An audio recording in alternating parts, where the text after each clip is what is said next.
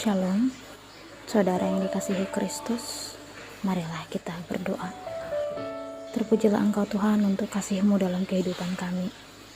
Kami ingin merenungkan firman Tuhan. Kami mohon berkati hati dan pikiran kami melalui Kristus Yesus. Amin.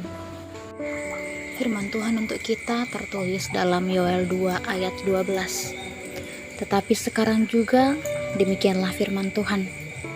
Berbaliklah kepadaku dengan segenap hatimu, dengan berpuasa, dengan menangis, dan dengan meratap. Alain waeng pe na Jehovah, saya mulak mahamu tuau sian nasa rohamuna, mardongan perpuasaon, partangison, dohot angguk-angguk.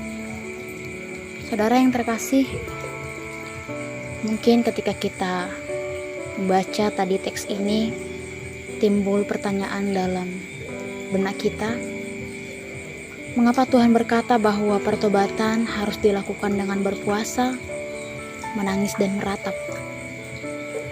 Apakah setiap orang yang bertobat harus melakukan hal yang demikian? Apakah pertobatan harus selalu disertai dengan tangisan dan ratapan?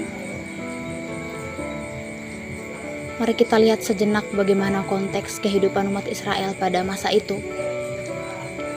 Pada masa Nabi Yoel, bangsa Israel mengalami bencana yang besar. Tanaman mereka hancur karena serangan belalang. Kehidupan ekonomi mereka runtuh. Dan mereka menyadari bahwa keadaan ini bukan sekedar masalah alam, tapi ini adalah menjadi peringatan rohani dari Tuhan.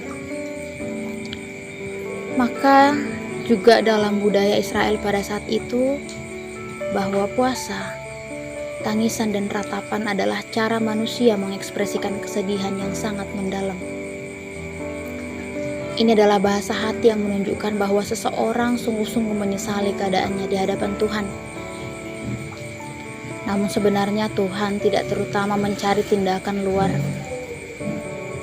Sebab pada ayat berikutnya Tuhan berkata, "Koyakkanlah hatimu dan jangan pakaianmu." Artinya Tuhan tidak sedang menuntut ritual, tapi Tuhan ingin melihat kesungguhan hati kita yang benar-benar kembali kepadanya.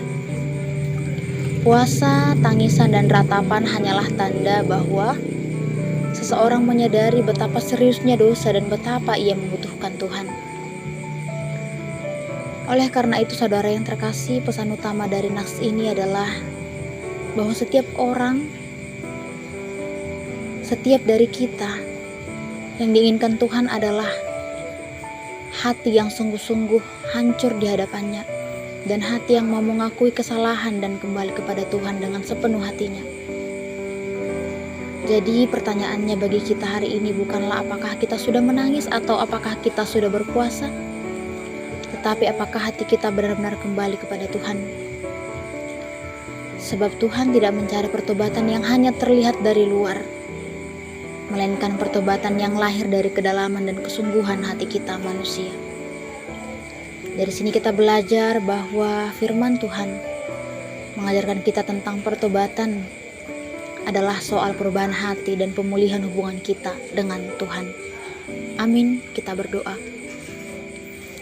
Ya Tuhan Allah Bapa kami yang penuh kasih, kami bersyukur atas firman-Mu yang kembali mengingatkan kami untuk datang kepadamu dengan segenap hati kami.